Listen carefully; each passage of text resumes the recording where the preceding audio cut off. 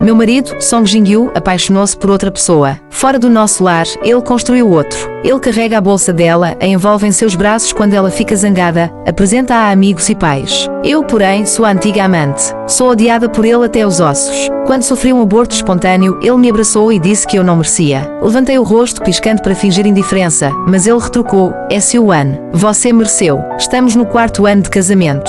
Todos sabem que nossa união existe apenas de nome. Sabem também que Song Jin-gyu mantém outro lar lá fora, pois ele leva essa mulher aos encontros do círculo que antes eu frequentava e do qual agora estou excluída. Os amigos de Song Jin-gyu chamam Jo Xiao de sister-in-law. Dizem que ela conquistou o coração dos sogros na primeira visita. Os pais de Song Jin-gyu presentearam-na com a pulseira de jade de família. Quanto a mim, continuo sendo a esposa legal de Song Jin-gyu, apenas legal. Sem amor, sem filho, apenas ocupando dia após dia, ano após ano, o lugar de senhora Song Jin-gyu. Quando o relógio bateu 12, soprei a vela sobre a mesa e murmurei: Feliz aniversário de casamento, Song Jin-gyu. Depois saltei do 30º andar do luxuoso bairro de Jiangai. No instante em que me lancei, fechei os olhos, sentindo uma estranha leveza. O vento uivava nos meus ouvidos, depois veio um estrondo, bati no chão, levantei-me ao rebote e caí de novo. Sangue escorreu em rios, doía por todo lado, como se um trem carregado de areia tivesse passado várias vezes sobre mim. Não conseguia me mover, apenas um som rouco escapava da garganta. A vida escorria de mim à velocidade da luz. E ainda assim pensei: Song Jin-gyu se arrependerá ao me ver morta.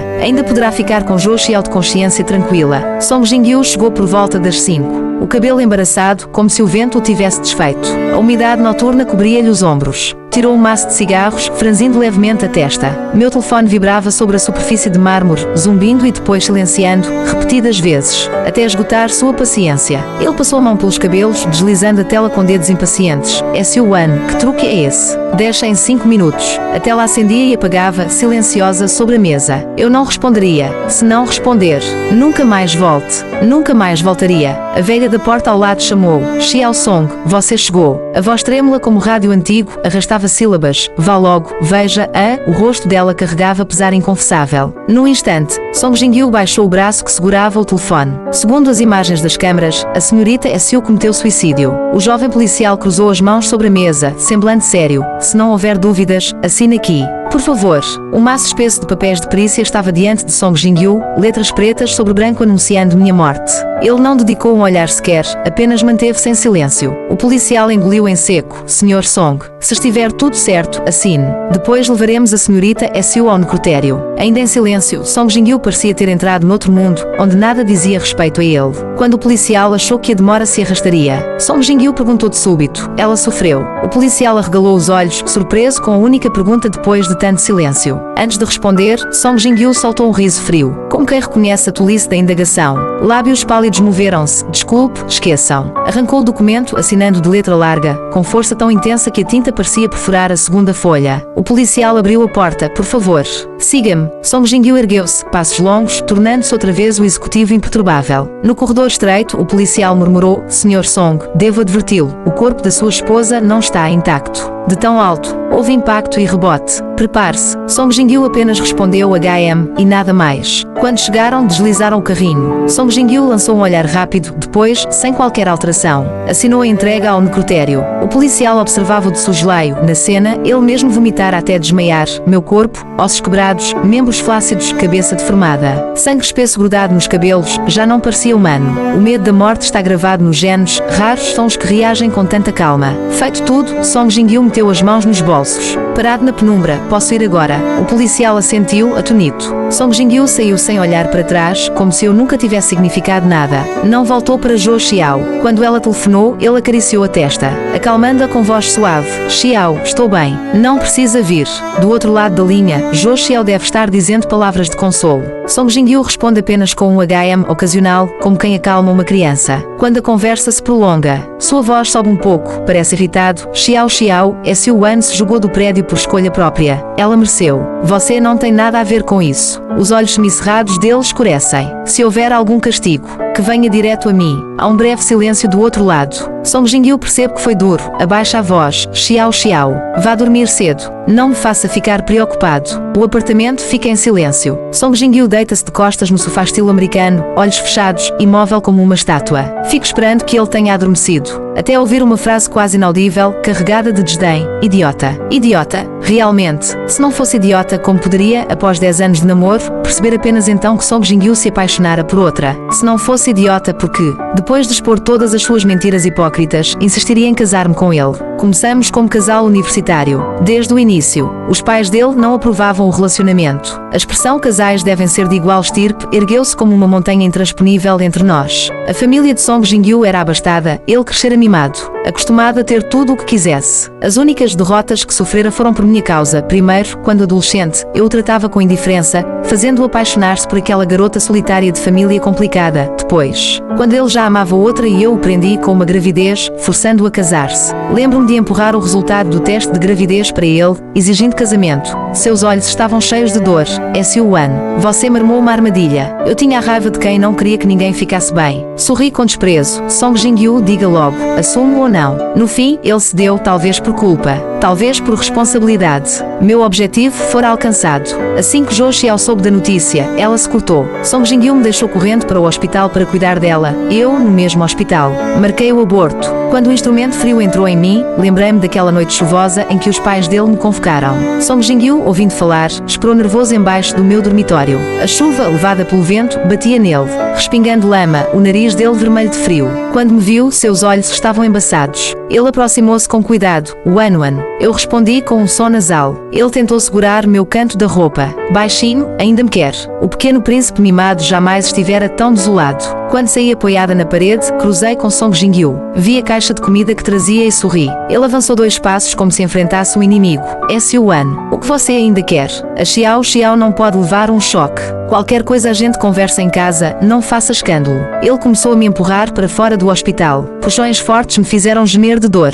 Mas ele nem notou. Fiquei atonita. Ele a amava tanto assim. Só dei um sorriso. Sequer abri a boca. Mas ele já estava convencido de que eu viria prejudicá-la. Com teimosia, sacudi sua mão e dirigi-me à recepção, perguntando em voz alta pelo quarto de Jo. Song Jin-gyu correu e tapou minha boca. Sua respiração carregada vinha com um aviso. S.U.N. Chega. Os olhos dele mostravam pura impaciência. O rosto dizia que eu estava criando caso. Pensei, ele realmente a ama a ponto de ignorar minha fragilidade óbvia, a ponto de posicionar-se contra mim sem perguntar porquê. Com raiva, mordi sua mão. Ele continuou a tapar minha boca. Pisei em seus pés, ele deixou. Debati-me freneticamente, ele apenas apertou mais. Até que perdi as forças. A fúria me derrubou e desmaiei. Foi então que ele percebeu que algo estava errado. Branco ofuscante tomou meu campo de visão. Song Jin-gyu sentava-se ao meu lado, fumando um cigarro após outro. Você me odeia tanto, os cantos dos olhos dele estavam vermelhos, como se tivesse chorado, que chegou a matar nosso filho para me ferir.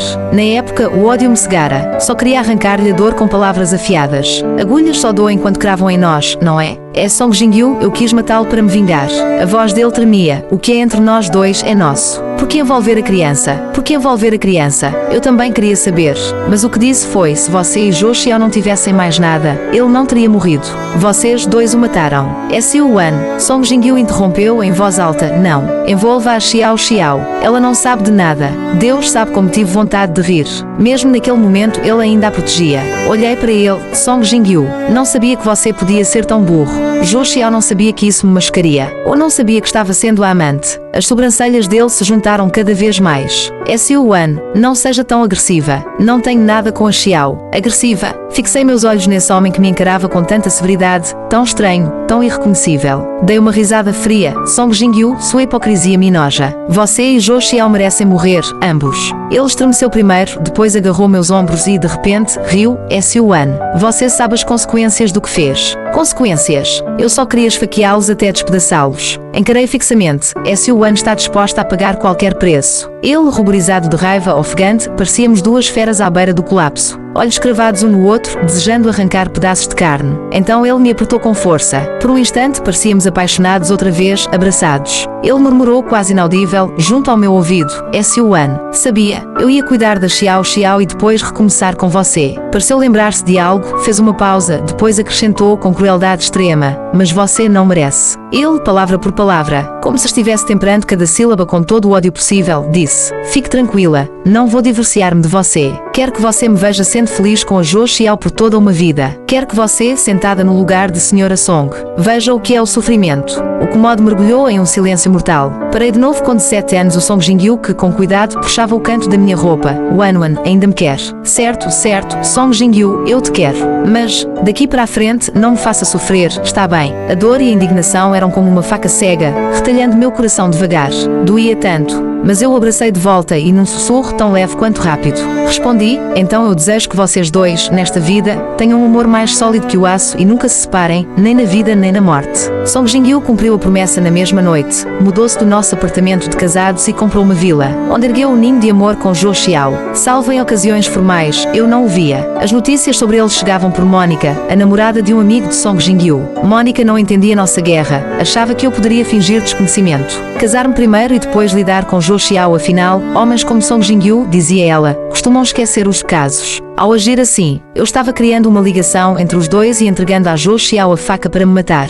Dei um HM indiferente. Mónica tinha razão. Depois do meu aborto, os pais de Song Jingyu disseram o mesmo. Eu escolhera o caminho mais estúpido e autodestrutivo. Desperdiçava meu título de aluna brilhante. Mas eu vira o amor ardente e puro que Song Jingyu, aos 17, me dera. Jamais aceitaria traição. Eu queria ser estúpida, queria bater a cabeça até sangrar. Queria infligir a dor mais horrível para mostrar a Song Jingyu o quanto doía. Song Jingyu tinha coração mole. Eu queria arrastá-lo junto ao abismo. Sem redenção. Só quando ele sofresse eu me sentiria satisfeita. Quando os pais dele se opuseram, disseram: S.U.An, sua família de origem não é feliz. Crianças desse ambiente tendem a ser extremistas. Não queremos que nosso filho se machuque. Com previsão que se cumpre, para me vingar de Song Jingyu eu pulei do prédio. No meu funeral quase ninguém veio, além dele e de seus pais. Só Mónica. Com dedos pintados de vermelho vivo, Mónica deslizou os dedos sobre minha lápide e soltou a mesma sentença de Song Jingyu: idiota. Ela inclinou-se, colocando margaridas silvestres ao pé da lápide, murmurando: morrer para quê? Só está deixando lugar livre para outra. Arrastou então até Song Jingyu um grande saco preto. Sr. Song, faça o favor de queimar para o pequeno amigo Song Weijing tudo o que está etiquetado. Se não quiser, jogue fora, não tenho tempo de queimar pelos erros dessa tola. O rosto dela ostentava um sorriso cínico, impossível saber quando falava sério. A brisa leve balançava seus cabelos. De repente, estendeu a mão. Isso é para você. A S.U.An pediu para eu colocar no túmulo, mas esqueci. Era um pequeno frasco de ossos de porcelana branca, dentro, um pó indefinido. Com tom leve, Mónica advertiu: cuidado. Hein? Aqui dentro está o pequeno Song Weijing. Se deixar cair, acabou-se. Ao ouvir isso, Song Jingyu ergueu os olhos. A luz fragmentada do sol atravessou-lhe o rosto. Ele segurou o frasco. Os olhos escureceram. Você já sabia que ela ia se matar. Mónica deu de ombros, nem confirmando nem negando. Por que não impediu? Ele perguntou. Os olhos brilhantes de Mónica ganharam um fio de sorriso. Ela cruzou os braços, os saltos batendo ritmados no chão, como eu saberia que a idiota realmente morreria. Estou ocupadíssima, shopping, encontro de perfumes, não paro um segundo. Deu de ombros de novo, despreocupada. Está-me culpando. Não me diga, Sr. Song, que você se importava com ela. Mas você é o marido, se nem você conseguiu impedir, quem sou eu? As palavras dela, malignas, calaram Song Jingyu. Mónica, satisfeita, virou-se, ao passar, bateu-lhe no ombro. Acho melhor jogar tudo fora. Evita trabalho, né? Song Jingyu, pela primeira vez, mostrou reação visível. Mónica piscou-lhe de olho. Maliciosa, não precisa agradecer. Ele não jogou fora. Levou o frasco e o saco de volta ao nosso antigo lar.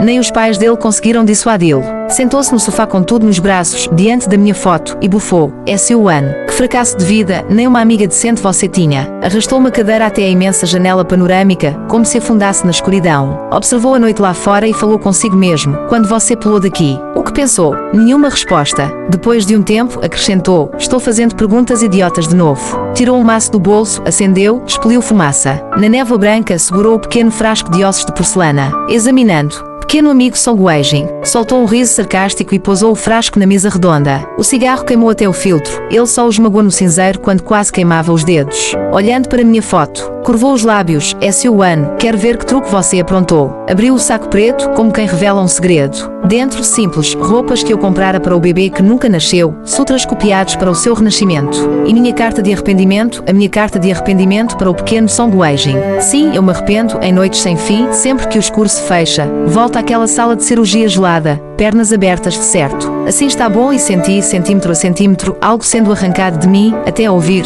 já acabou. O outono mal começara e, contudo, tive frio. Um frio que durou anos, que me rouba o sono, que me faz acender cigarro atrás de cigarro. sem conseguir entender porque ele nunca vem ao meu sonho, nem para me assustar, nem para me repreender. Nem sequer posso pedir desculpas, só posso copiar, vezes sem conta, os sutras de renascimento, rogando que ele reencarne logo e que nunca mais encontre uma mãe tão ruim quanto eu. Song Jin-gyu abriu o saco e hesitou. Quando deslizou os dedos pelas roupinhas e pelos sutras, um riso seco escapou-lhe dos lábios finos. Arrancou minha foto, como se a raiva de anos não coubesse mais dentro dele. Porra, S.U.N. Você que abortou agora vem fingir piedade. Virou-se e partiu. A porta de aço rangejou como trovão, protestando. O SUV negro cortou a noite como uma onça veloz, arrogante. Ultrapassando carros, buzinas e xingamentos se perderam atrás. Song Jin-gyu, indiferente, fumava deixando que o vento devorasse o passado. O Bluetooth tocou. Mônica, voz alta, Sr. Song. Por que me liga? Não devia estar abraçado à sua doce meiguice agora. S.U.N. está armando o quê? Acha que 2 sutras vão lavar a culpa? Respondeu, franzindo o senho. Ainda não viu a parte boa? Mônica gargalhou. Leia a cartinha que ela escreveu para o pequeno Song Weijing. Surpresa garantida. Antes que ele perguntasse, Mônica desligou. Song Jin-gyu bateu no volante. O grito do carro sumiu na noite. No outro lado do mundo, Mônica, vestindo um vestido vermelho de cashmere, brindou com champanhe à minha foto. S.U.N. O espetáculo vai começar. Quando o carro reapareceu em Jiangai, o capô ostentava amassados. Os olhos de Song Jin-gyu, antes irados, agora baixos, voltaram ao ar distante e elegante de sempre. Por um instante, o jovem de 27 anos e o garoto de 17 se sobrepuseram, como se o tempo não tivesse passado, como se ele apenas viesse cumprir um encontro. A noite quedou-se. Folhas de papel, espalhadas, foram recolhidas por uma mão. Ali estavam meus remorsos, rancores, culpa, doces memórias, tortura, tudo despejado sob a lua pálida. O papel borrado e reescrito trazia 21 de outubro de 2021, céu limpo.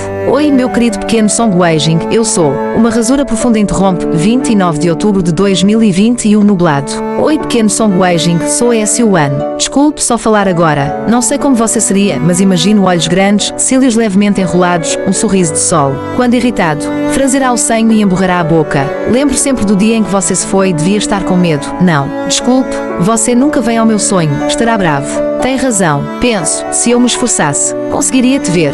17 de janeiro de 2022, nuvens esparsas. Oi, pequeno Song Weijing, sinto muito sua falta. Choveu dias seguidos. Hoje abriu. Fui ver um mestre que disse que você é obediente e que não aparece para não me entristecer. Bobinho, sou a vilã e você ainda pensa em mim. Então pode vir, só de vez em quando, ao meu sonho. 9 de maio de 2022, chuvoso. Oi, pequeno Song Weijing, hoje vi Song Jin-gyu, seu papai. Mal o reconheço, ainda frio e distante.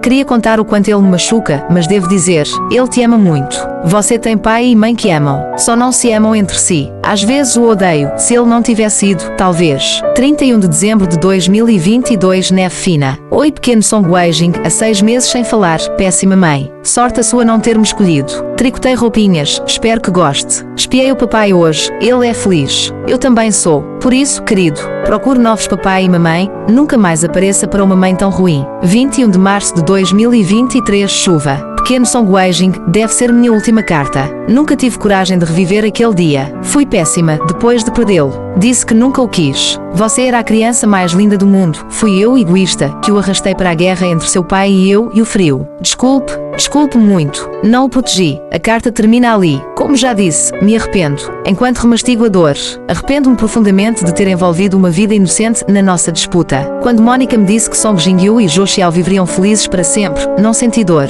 Quando os pais de Song Jin-gyu entregaram a Jo Xiao a pulseira de jade ancestral, também não senti dor. Foi só quando o mestre do templo Zhao disse que o pequeno amigo Song Weijing queria que eu o deixasse ir que a dor veio, uma dor que brotava da medula, quebrando, pedra a pedra, o muro que eu erguera, e arrancando de novo o meu coração já apodrecido. Ele nunca te culpou, ele sabe que você tentou. A frase penetrou como flecha na testa e trouxe-me de volta àquela fotografia que Jo Xiao me enviara, Song Jin-gyu com os cílios baixos, o corpo alto encolhido ao lado da cama branca, a mão entrelaçada na dela. S.U.N. vê, ele ainda me ama mais. Eu, jovem impulsiva, fui tomada de raiva, sozinha, corri para o hospital para combater Jo Xiao. Acidente, susto, aborto, roteiro de novela barata. Quando o médico disse que o bebê não podia ser salvo, fiquei atonita, só tinham roçado meu pé. Nem cheguei a cair como podia. Alterações emocionais violentas em gestantes também podem provocar perda. Até ser levada para a mesa de operações, não conseguia reagir. Depois vieram as brigas, o rompimento com Song Jin-gyu, peças encaixando-se num enredo bem construído. À meia-noite, enlouquecida, penso, se nunca ousei dizer ao pequeno Song Weijing que eu era a mãe, como sempre. segurava o lápis e desistia. Song Jin-gyu e eu somos culpados. Ambos merecemos morrer. Novas manchas de lágrimas se abrem no papel já amarelado. Song Jin-gyu ligou para Mónica. O que as palavras de SU1 significam? Mónica sorriu de leve, pergunta Jo Xiao ou veja o telefone da SU1. Mas, depois de olhar, não há volta. Enquanto ele tentava desbloquear a tela, uma mensagem de Jo Xiao apareceu. Jin-gyu, quando você volta? Estou sozinha e com medo. Num segundo, os dedos dele se contraíram. O medo o fez recuar. Jo Xiao não conseguia encontrá-lo. Percorreu todo Jiangai em vão. Foi bater à porta de Mónica, que, num bar tranquilo, bebericava calmamente. Ao ser confrontada, Mónica lançou-lhe apenas um olhar oblíquo. Senhorita Jo, respeite-se. Jo Xiao, desesperada, atirou-se ao namorado de Mónica, mas ele apenas ergueu os ombros. Voltou de mãos vazias, humilhada, e ameaçou. Se Song Jin-gyu não voltasse, se jogaria do prédio. O mesmo drama se repetiu, mas desta vez, ele não apareceu. Song Jin-gyu foi ter com Mónica. Conte-me sobre SU1. Mónica esticou-se, irónica. Ora, o sol nasceu do lado errado. Ele deixou que zombasse. Você viu tudo? Marido infiel, amante humilhante, bebê perdido. O que mais há? O rosto de Song Jin-gyu empalideceu. Ela já não queria viver. Morrer foi um alívio. Tomava mais remédios do que eu bebo. O quê? Distimia bipolar e câncer de mama. Ela estava doente, sabia. As ondas do rio espumavam. Batendo na margem, o vento erguia os cabelos de Song Jin-gyu. Ele segurava o pequeno frasco, imóvel na noite. SU1 ao pular, o que pensou? Murmurou. Conseguiu-me vingar.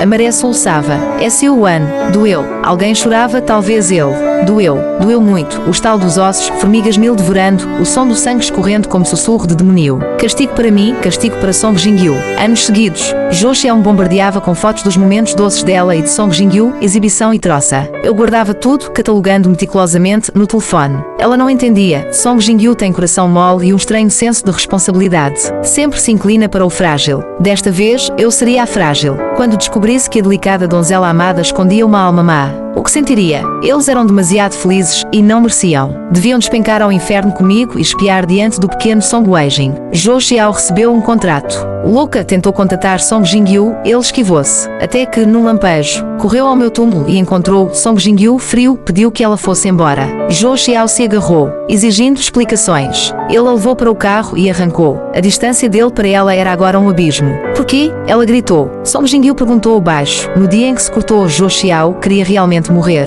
Jo Xiao gargalhou, quase histérica. Então se arrependeu. Lágrimas nos olhos, mas o caminho foi você quem escolheu. Ele manteve os olhos semicerrados, emudecido.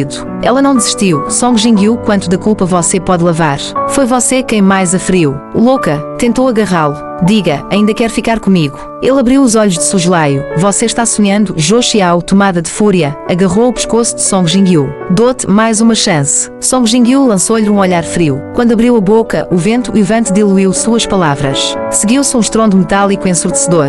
No momento do impacto, Song Jin-gyu pareceu ouvir: Wan, ainda me queres? E ao mesmo tempo, a própria voz dele: SU1, tu não mereces. Súbito, veio-lhe à memória um dia de nuvens lentas, em que SU1 repousava no ombro dele. Song Jin-gyu, como és tão lento. Conseguiste perder-me. Se fizeres isso outra vez, não te quero mais. Sabes? Ele pensou, como foi que chegámos até aqui? Mónica apareceu no cemitério. Trouxe um enorme ramo de rosas gunpowder, vermelhas como brasas. Derramou champanhe diante da minha lápide e murmurou. Jo Xiao foi presa por obstrução de trânsito e tentativa de homicídio. Song Jin-gyu feriu a mão. O Jeremy diz que foi de propósito. Suspirou, são iguais, cruéis com os outros, ainda mais consigo mesmos. SU1, estás satisfeita? Mónica não era apenas a namorada do amigo de Song Jin-gyu, era também a minha psicóloga. Com tantos chapéus, a terapia parecia uma farsa. Em vez de servir sopas de consolo, arrastava-me para beber às goles e fumar até à exaustão. Numa loucura extrema, eu achava que ela é que precisava de ajuda, ou então só queria companhia para enlouquecer. Ela, porém, zombava e piscava os lábios pintados. Transfere o dinheiro. Doutora precisa pagar a conta. Eu ria, claro que valia a pena, afinal, estava vendo. A primeira vez que Mónica viu SU1, eu estava ao lado de Song Jin-gyu, olhando com ternura. Quando ele se virou, porém, o amor escorreu do rosto dele, deixando só frieza e um certo ar orgulhoso. Mónica pensou, essa vai sofrer. Segunda vez, num jantar particular. Eu, cabelo semi-preso, vestido verde justo no cos, saltos nude que alongavam as pernas, linda de morrer. Quando apertamos as mãos, Mónica compreendeu porque Song Jin-gyu me amava. Pensou que ficaríamos juntos para sempre, até ver que ele chegara com uma nova acompanhante, Jo Xiao. Terceiro encontro, eu maquiada, voz suave, mas uma tristeza impossível de esconder. Eu dizia querer terapia, mas só contava doces memórias. Mónica interrompeu. Senhorita S.U., sem matéria-prima, nem a deusa da casa consegue cozinhar, certo? Eu ri. Fine. Mesmo assim, não abria a guarda. Ia apenas sentar-se. Ainda assim, Mónica sentia empatia, de vez em quando me dava notícias de Song Jin-gyu. Eu apenas respondia um baixinho, afinal, ele era tão ostensivo que eu já saberia. Certo dia, apressada e com lágrimas nos olhos, procurei-a. Pela primeira vez, ela quebrou a ética e hipnotizou-me. No sonho, eu repetia desculpas a alguém chamado Song Weijing. Mónica entendeu. Era o filho que não nasceu. Depois, sumi por muito tempo. Mónica passou a desgostar de Jo. Jera me achou estranho. Ela respondeu, posso não gostar, não é? No inverno seguinte, reencontrou-me, pior do que nunca. Resolveu, foda-se terapia, vou diverti-la. Bebidas, corridas de carro, tudo quanto era exagero. A recompensa foi a notícia do meu suicídio. Estúpida maldita, pensou, até receber um pacote endereçado para minha única amiga. O coração amoleceu, deixa que eu falo por ela. Quando Song Jin-gyu a procurou, Mónica não se surpreendeu. S.U.An já morreu? Perguntar agora é inútil. Ao saber do acidente, voltou ao meu túmulo. S.U.An, agora estás contente. Mas, na verdade, queria dizer, S.U.An, na próxima vida, não sejas tão triste.